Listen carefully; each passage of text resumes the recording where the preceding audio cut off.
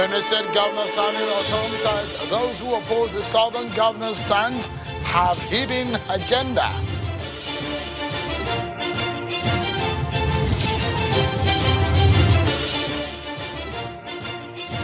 And the new leader of Afenifere, Ayo Adebanjo, has asked President Bihari to restructure Nigeria now.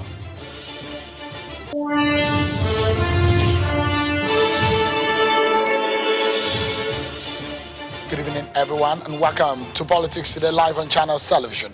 I'm Sean Kimbaloye in Lagos. Let's begin by telling you that the Independent National Electoral Commission, INEC, is convening an emergency meeting with all the resident Electoral Commissioner RECs on Wednesday, the 19th May 2021 in Abuja. And this emergency meeting is to address what has become an incessant attack on its facilities. The latest is the INEC office in Udenu LGA of Enugu State that was gutted by fire. Police Public Relations Officer of Enugu Command, Daniel Ndukwe, says preliminary investigation suggests that the fire, which has been put out, may have been caused by a power surge.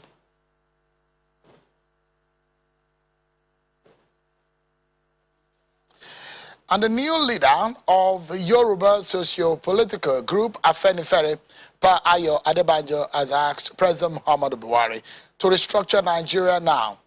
He said this is part of his maiden address after a meeting held at his country home in Ogun State. He officially took over from Pa Ayo Fasoranti. Mr. Adebanjo says the restructuring must happen before 2023 elections.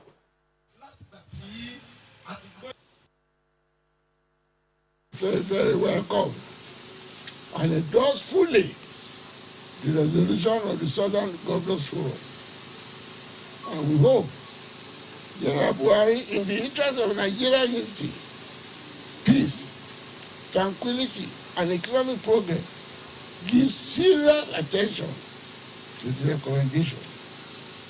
Finally, we urge Buhari to bury the idea of holding elections before returning to federalism by restructuring the country now. There must be a country before election is held. So tonight, that's part of our conversation. We shall be looking at some of the recommendations by the Southern governors on resolving the nation's crisis. Governor Samuel Otom, for example, the governor of Benue State, is taking a swipe at those criticizing the decision of the Southern Governors Forum to ban open grazing in the region. Take a listen to Governor Otom. To appreciate my colleagues and the people of the southern part of Nigeria, 17 governors coming together to adopt ranching as the global best practice and the best practice in the southern Nigeria. I commend them. I appreciate them. You have not done anything strange. It is what we started in 2016. And it is what also the Northern Governors Forum met some time ago and adopted. That moving forward in this country, we must adopt ranching. If you have land in your state and you think you can accommodate open grazing, you are free to do that. So it is not anything strange.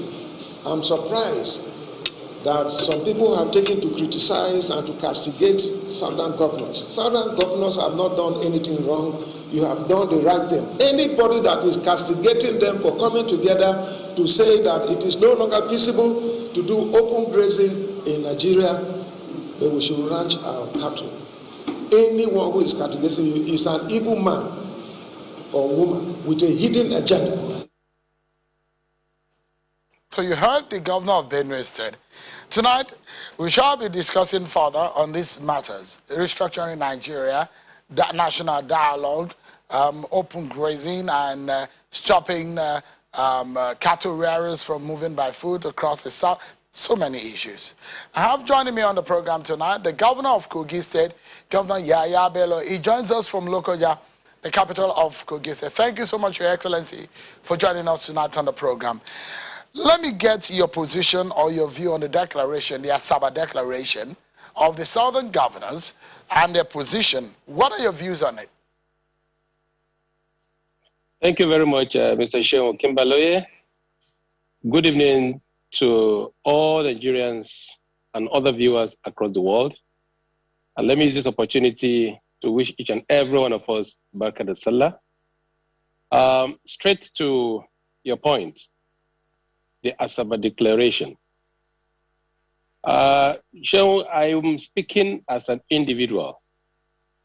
I am not speaking on behalf of Northern Governors Forum, and I am not speaking on behalf of anybody. I'm speaking as an individual.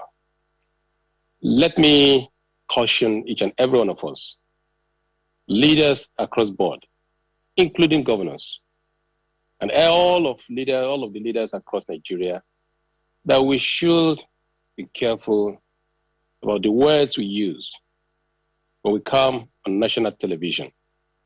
When we're talking of security, unity, and cohesion of Nigeria, as leaders and as politicians, we should be very careful about the words we use when we are addressing these various topical issues.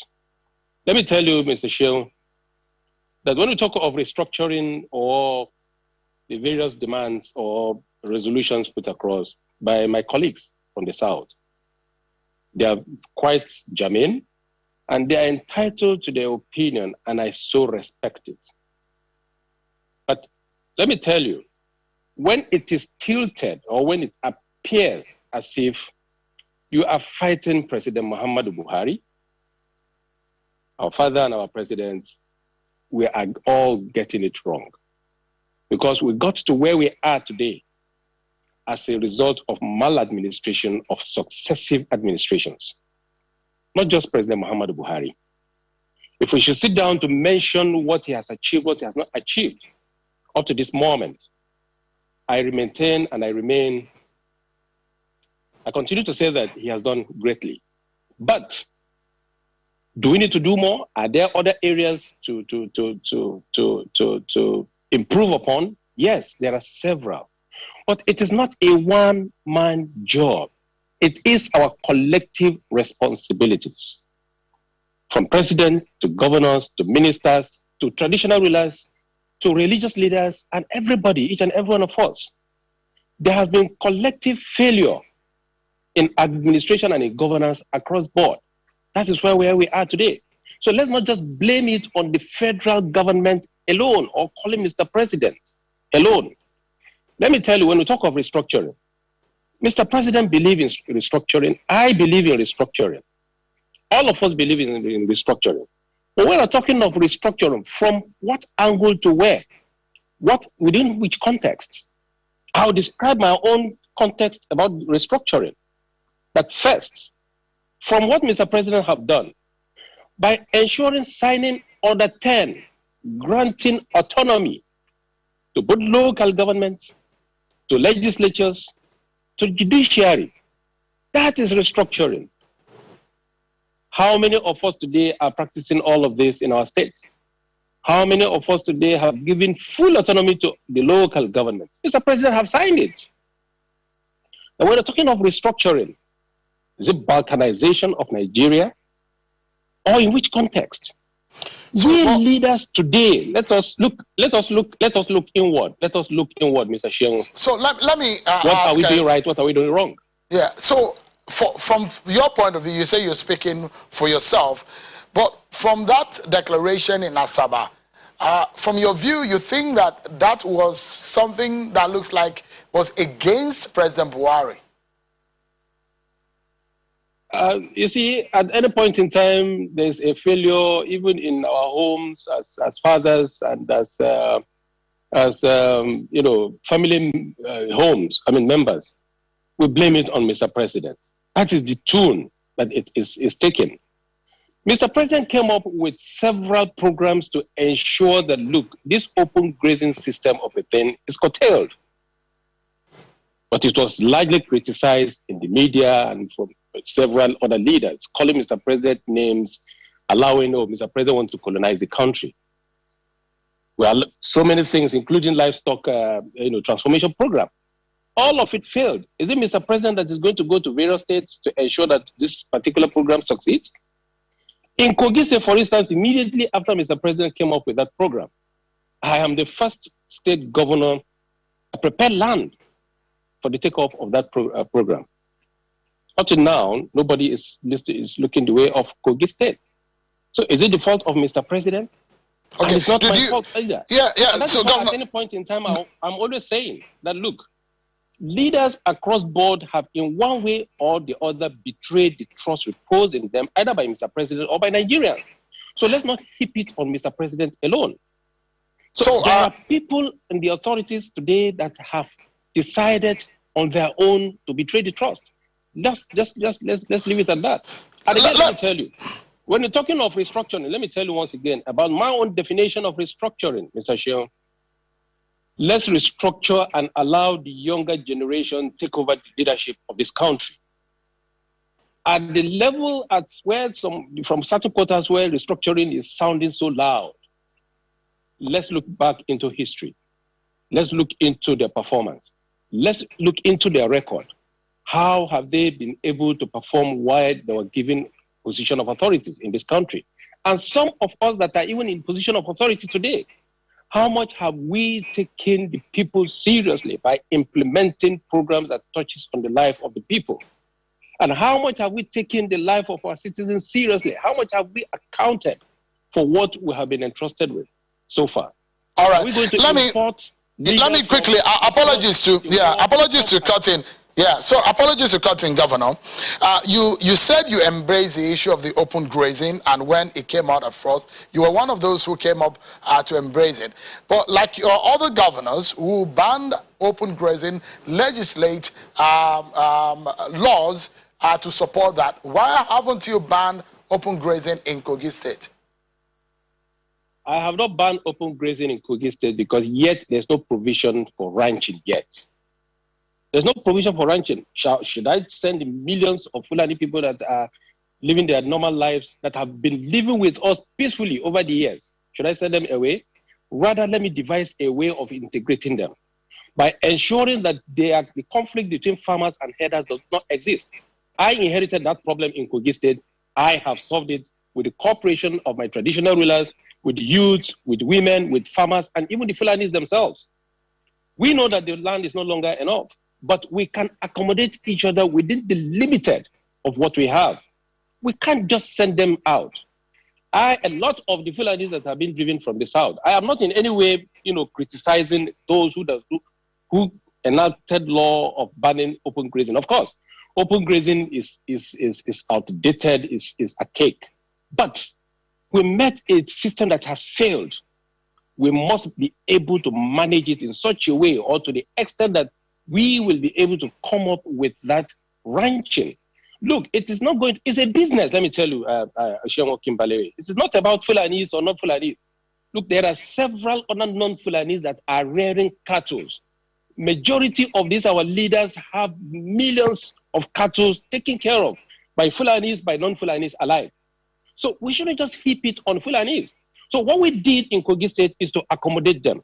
We accommodate them in our governance system, from local to the state level, in our community level. We accommodated them in every decision we're going to make. Let me tell you, in every traditional council at all levels, Fulanis are well represented. Farmers are well represented. Youth and women are well represented. These people have been living for ages together, and they understand each other, and they have been benefiting each other. Before we are seeing today. Sorry. The upsurge So what I was going to ask you in relation to that open grazing issue, because we are due for a break, but just a quick one. 24 state government at least have applied for the special grant earmarked for the establishment of ranches by the federal government. Why is your state not interested in this? I am so much interested. I did say that I am the first to register our interest in that ranching program. When, in fact, starting from the former Minister of Agriculture, we were the first that register our interest. So that is the politics we are talking of. Even the 24 states that have been earmarked, how many have taken off? That is the politics. That is still the betrayal of trust that we are talking of. And let me tell you, the upsurge in the current insecurity, especially as it relates to farmers, herders crisis, let me tell you, majority of it are political in nature.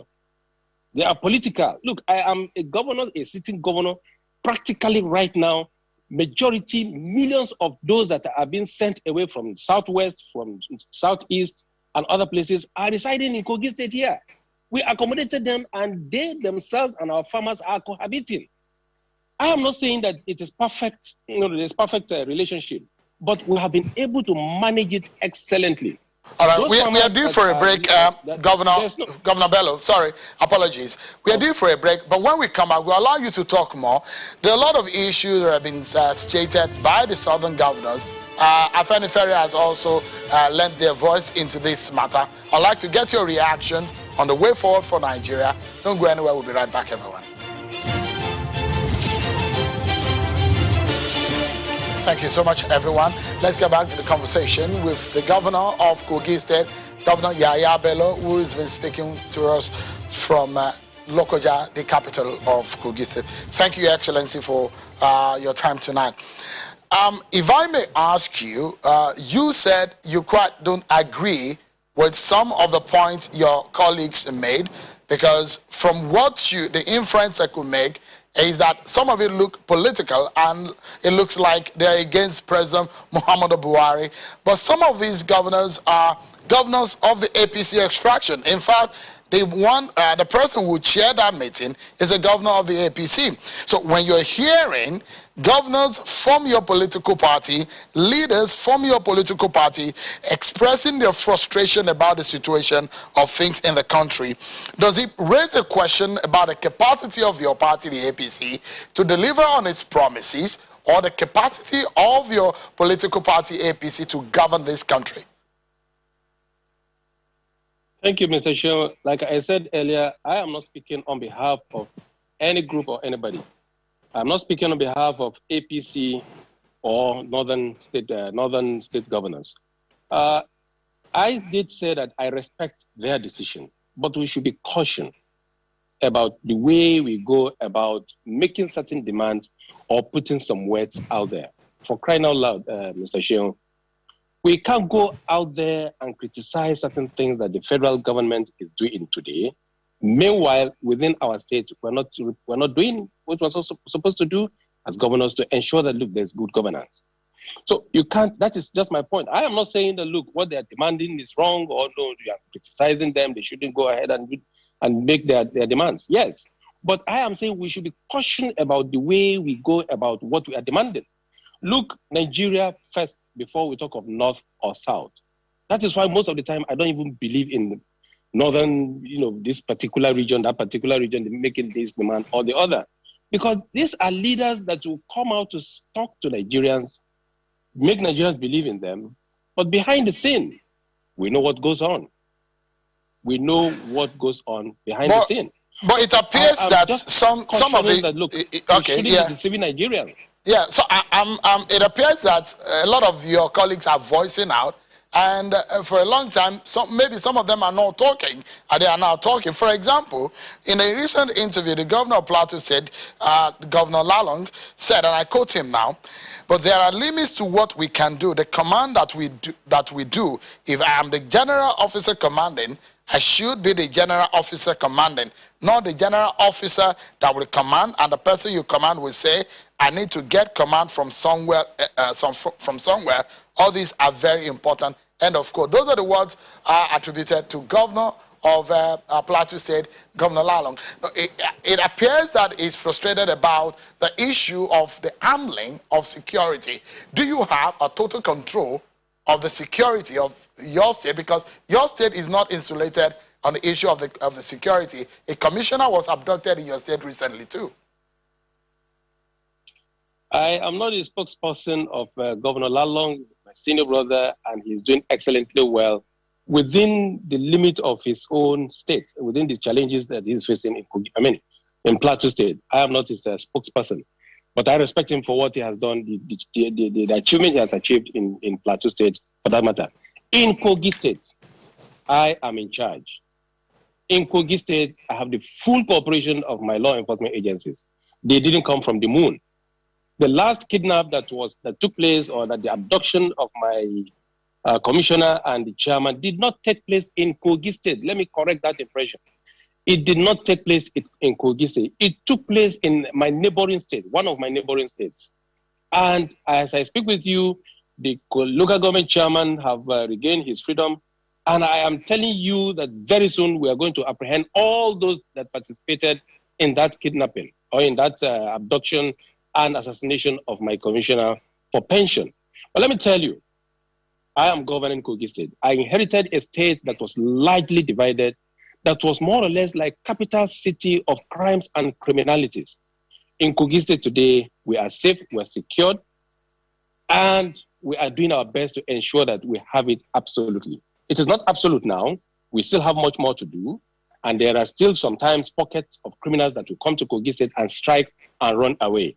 But we don't have state actors. Nobody, no any inch of Kogi State today, you go and you see a non-state actor carrying arms against the country. None at all. Our law enforcement agencies in Kogi State here are cooperating and doing excellently well. They don't need to take command from their boss from Abuja before they do the right thing, before they listen to me to ensure that there's law and order in Kogi State. So we are doing it, we are handling, and we're doing very well in Kogi State here. So all right, anybody quickly is not also, in charge, well, he has his own reason for not being in charge in his own state. But in Kogi State here, I am fully in charge. Okay, so quickly, let me ask you this too. For the Afenifere leader, we say, don't think about 2023 elections just yet. Restructure Nigeria now.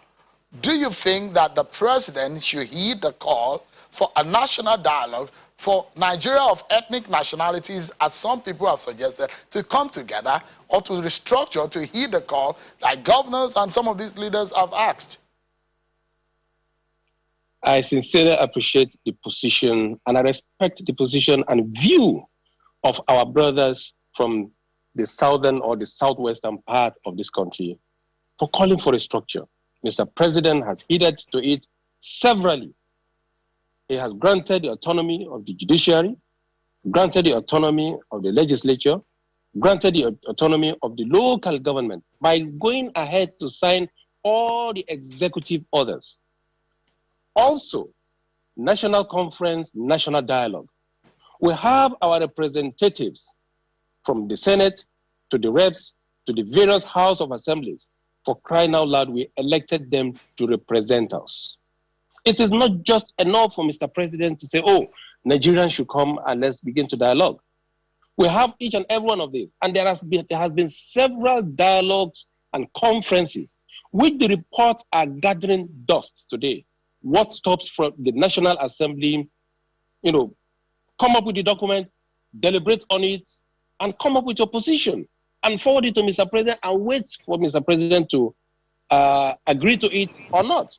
These are the things that we are talking about. And so, I Governor, at various levels. We need to wrap up the conversation. Yes, thank you. At various levels, whatever we are demanding, especially at governorship level, let us make sure we practice it at home. But we're demanding for zoning, let's make sure we start the zoning from home. Okay, so you said that let's make sure there's equity from home. That President Bihari had restructured Nigeria. Let's make sure that there's fairness at home. Yeah, Governor. We are demanding for good governance. Let's start the good governance from our home. Governor, you're saying that President Buhari has restructured Nigeria, but it does look like maybe that's not the kind of restructure some people are looking forward to. But let's wrap up now. I'd like you to ask you some personal questions about your political ambition. Some of your friends are asking you to contest for president in 2023. Do you have that ambition?